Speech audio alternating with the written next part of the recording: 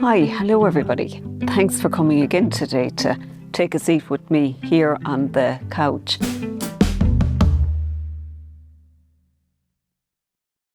In the first episode, you may remember I introduced you to the whole idea of emotionality, which is one of the dimensions. And we looked at the whole intervention of using SMART goals to get kick-started to improve our emotionality, if that's one of the dimensions in which you want to work on. So I felt today it would be really good to look at emotions. What are they? What do we understand by emotions? And sometimes, if somebody asks you, how are you? A lot of people will come back with, I'm fine. But that really doesn't tell me what my emotion is. And you'll hear me talk about why it is important to be able to recognise your emotion. I say often, you name your emotion to tame your emotion. For example, if I have anxiety, naming I have anxiety outwardly can actually support one to literally tame it. First and foremost, as humans, we are not just physical beings. We're emotional and spiritual too. When I say spiritual, I refer to our ability to reflect, to create, to renew. The way in which we feel we can guide our chosen actions subconsciously and consciously. What I feel about something usually informs me as to how to react or respond to what is happening in my environment, how I might approach a problem to resolve it. Emotions and feelings motivate us intrinsically and extrinsically. Hence why we need to become more aware of how we feel so that we can make sense out of what it is we actually do, why we do it, and the probability of outcome, good or bad. Often we will do things, we don't look in, we don't meet our feelings, and we don't understand what's happening for us, and therefore we can't predict what our actions are going to be about. Feelings, emotions, and well-being are interconnected. They influence and shape each other constantly. Learning about your personal emotions will guide you into a better well-being. To summarise a little, emotional well-being refers to the ability to manage our emotions, see our emotions, cope with our emotions, with life's challenges, and to maintain satisfying relationships. It's a core aspect of overall health, literally a core aspect of overall health, influencing how we think, how we feel, again, and then how we act in our daily lives. And I can't say that enough. People don't realise the way in which it is I'm feeling is literally the motivator or the catalyst into what I actually do on any given moment, any given day. When our emotional well-being is strong, we're most resilient. But when it's neglected, even the smallest stressors can feel so overwhelming.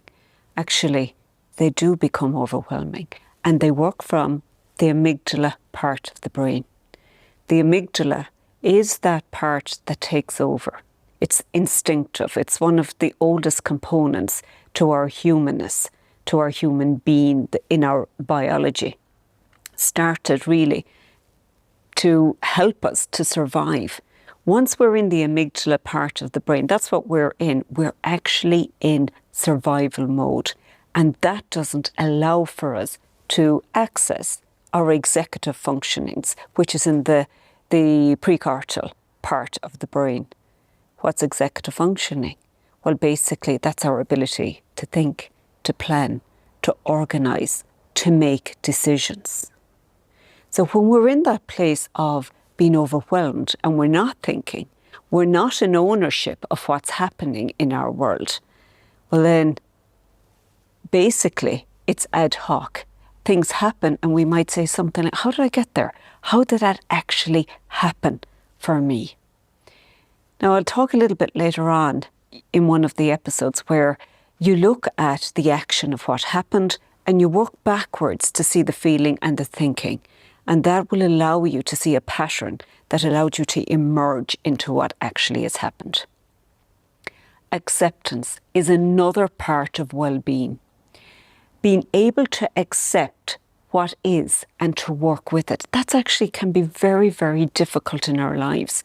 Imagine, for example, that you've been diagnosed with a disease, one that's going to impact your entire life. Well, that's very difficult to accept. Yet acceptance is the process of acknowledging reality without resistance, which is really important. Anything that we resist creates havoc inside in us. It's basically like a tug of war that pulls us apart. However, in accepting, it doesn't mean giving up or liking the situation. No, but rather making peace with it. When we make peace with something like that, we're keeping our enemy closer so that there are no surprises.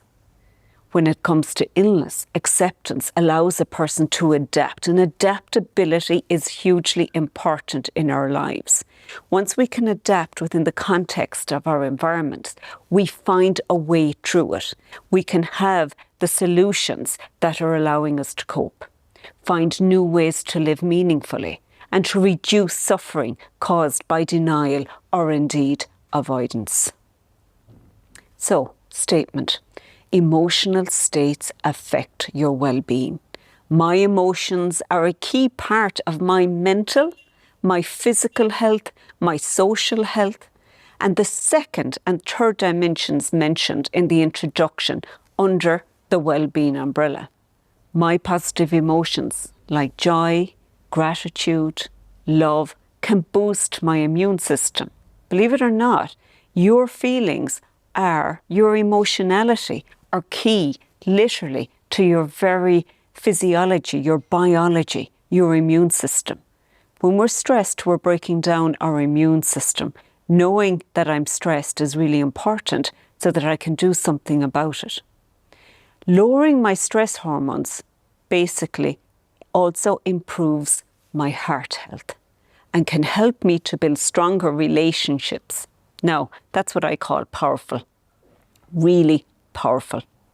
Negative emotions like chronic stress, anger, sadness, or anxiety, they're a minefield, but they're all equally potent and can lead to problems like high blood pressure, digestive issues, weakened immunity, and sleep disturbances. All the aspects of our lives that we need, if we're going to have good well-being, that they need to be in sync. It even allows for depressions, even apathy. So well-being shapes my emotional landscape. Everybody heard of Abraham Maslow? And he produced what's known as the hierarchical theory.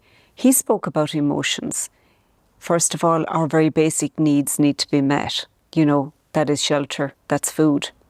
But then our emotions are also impacted with those that we live with, that those groups that we belong to. And when our emotionality is in place, well, then we can strive towards actualization. Yeah, it's true. Because when my well-being needs are all met, and this is what Maslow would talk about, he would say having your needs met. And when your needs are met, you can move through the hierarchical structure, basically. But your very basic ones need to be met. And when they're met, that allows for good emotionality. Other things like food, shelter, safety, connection, purpose, and rest. I am more likely to experience balanced and resilient emotional states. I will talk a little more about resilient emotional states later. I'll talk about physical being and nutrition, sleep, movement, which supports emotional regulation. Social well-being, meaning our relationships, feeling valued, which fosters feelings of belonging and love. Psychological well-being, which allows for autonomy, mastery, purpose in life.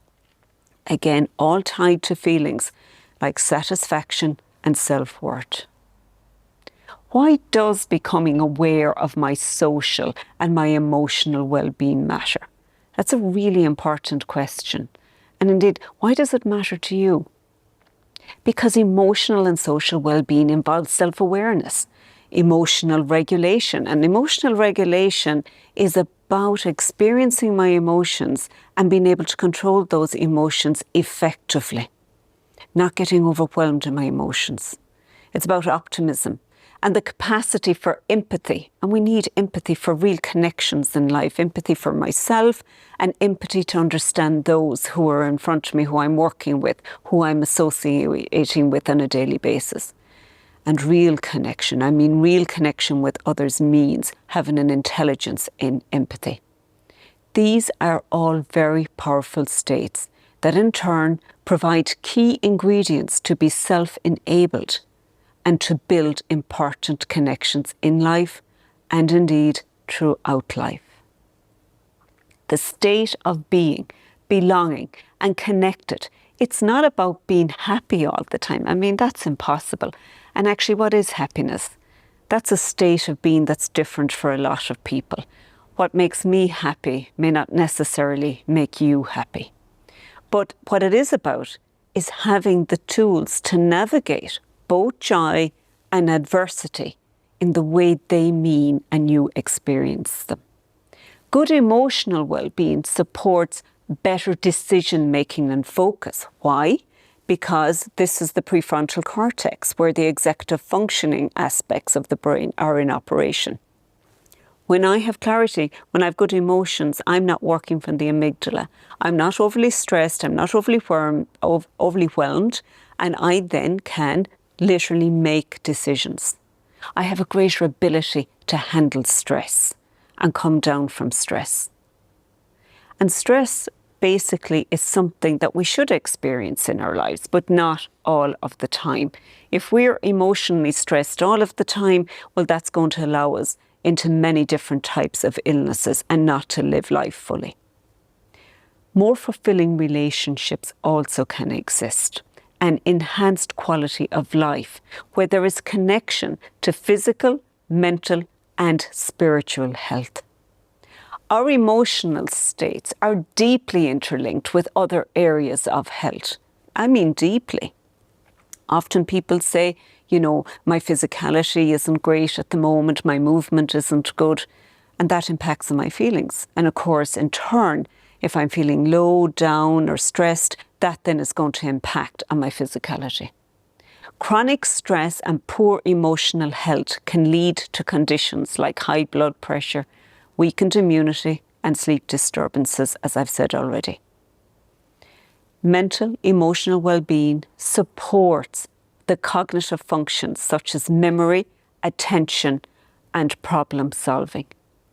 Then the spiritual dimension. Feelings here allow for connection to a purpose in life, a belief system in relation to who I am, what I'm about, what my life is about, and the context that I'm finding myself in. And even then to something even much larger than ourselves, which often brings peace, hope, and resilience during difficult times. Together, these elements create a balanced foundation for living well. Indeed, the science of happiness, what truly makes people feel fulfilled. In modern psychology and neuroscience, well, what's demonstrated here is that happiness is less about material wealth. It's a lot more about connections and making connections in life, about my purpose in life, having gratitude, really seeing the glass half full instead of half empty. But of course, wealth also matters too. And both physical health and money are important. But if I don't have my health, as I remember a grand-aunt of mine used to say one time, if you don't have your health, you don't have your wealth. Because if you don't have your health, you can't create your wealth. So your physicality or your emotionality, well then, it's much harder to provide myself with financial means. So what are the things that I invite you to focus on to support the building of good emotional health? Build strong social relationships where you're fostering connections. It is in community and with one another that we can grow. Really, really important. Giving, receiving and supporting one another. It's a sense of meaning and personal growth. It's about acts of kindness and contribution. It's about mindfulness and present moment awareness. Now, present moment awareness is important. If I'm continually going to the future where things are uncertain, that creates anxiety. The only way in which I can intervene with that process, where I'm not overly anxious, is literally to come back to my present moment awareness. And then to create a healthy work-life balance.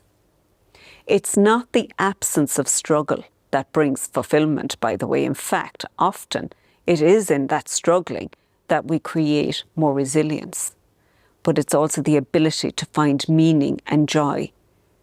Despite this, all of this, resilience is what comes into our daily lives, especially once we have met with any setbacks. Our daily habits need to start with improving our emotional well-being. Improving our emotional well-being doesn't require dramatic changes, by the way. We can go back to what we did in the first episode, where we literally looked at putting SMART choices in place, the SMART goals. But it's also even about small habits, practiced consistently, which can create a big impact. Where we're becoming aware of my emotions, we're checking in with myself, asking myself, how am I? Do you do that? Do you get up in the morning and literally check in, ask yourself, how am I? How am I feeling? And it's so important. It's as important as eating breakfast. How am I? Because if I know how I feel, well then I have an idea as to how my day is going to go, because those feelings are going to inject literally everything I do, or into everything I do, inside my mind and within my body. Give time to what emerges and log your feelings down. So I'm checking in with my emotions and then I'm logging my feelings down. Then I'm going to practice daily gratitude, journaling. And journaling can happen in different ways. It doesn't mean I have to write everything down. It might mean taking pictures. It might mean putting things together in a book. That's what journaling can be. But it's about catching what's happening, catching those rhythms, catching those patterns that you're finding yourself in. You might write down or even picture 3 things you're thankful for in life. And doing this every day, 5 minutes in the morning, can literally help to guarantee a building up of joy, a change of focus, where you're actually going to see what's good in your life as well as what's not so good in your life. So we're looking at things literally that give us joy, satisfaction, things I appreciate and why I appreciate them. Regular movement, really important. I spoke about this a little earlier in the first session. Dopamine flows with movement. When we walk, when we stretch, or exercise to boost mood and energy. Exercise allows for good hormonal imbalance. It flows dopamine, which we need for rest and digest, which we need to activate the parasympathetic nervous system within us. That brings us from a place of anxiety right back down into calm. So often when the GP says to somebody, I think you should do a little bit more exercise, it's going to help your mental health. What they're saying is it's going to flow the dopamine that you have, and that's going to increase your serotonin levels, which is your happy hormone, and then your GABA levels, which is allowing for you to stop, literally stop, to rest, and then to proceed. So dopamine is really, really important. And there, as I said, a whole science behind exercise being linked to the flow of those hormones in a very, very beneficial way. Mindful breathing or meditations, whatever you want to call it, or relaxation, just 5 minutes a day also can reduce stress. Ever see the hand exercise for breathing? Well, I'm going to have a look at that now. Basically, hand up, I'm breathing in, I'm breathing out, I'm breathing in, I'm breathing out. I'm breathing in. I'm breathing out. In, out. In, out. And as slow as you like. And do that maybe 3 times and allow for your whole body just to sink.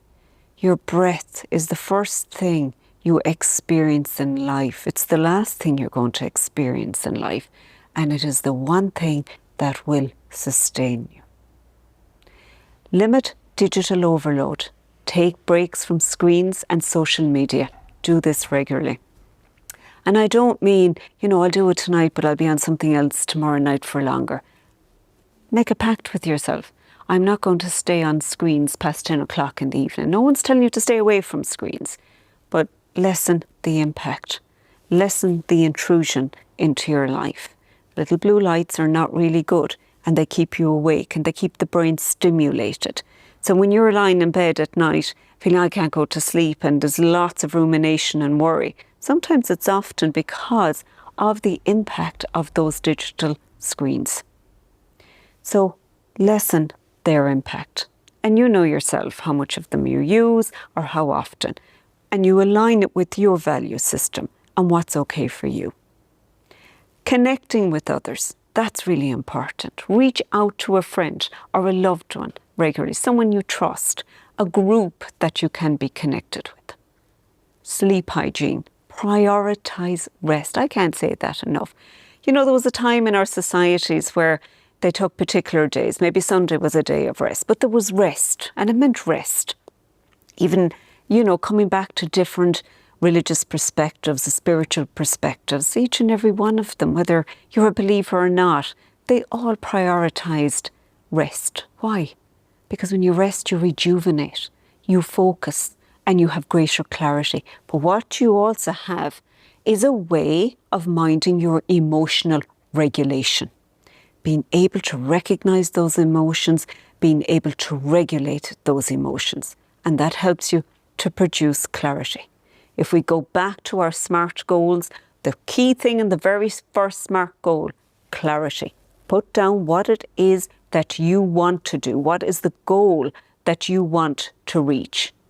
Clarity. Then emotional acceptance. Emotional acceptance is huge. Once I can accept my emotions, then I can use those emotions to guide me. Sleep hygiene. It really is important to prioritize your rest for emotional regulation and clarity. And then you have emotional acceptance. So thank you for listening to me in relation to emotionality, which is a really important dimension. Learning more about your emotions. And you can go back to some of those techniques, the breathing techniques, go back to the SMART goals, and any of those are really useful when you want to do anything with this particular dimension. Thank you.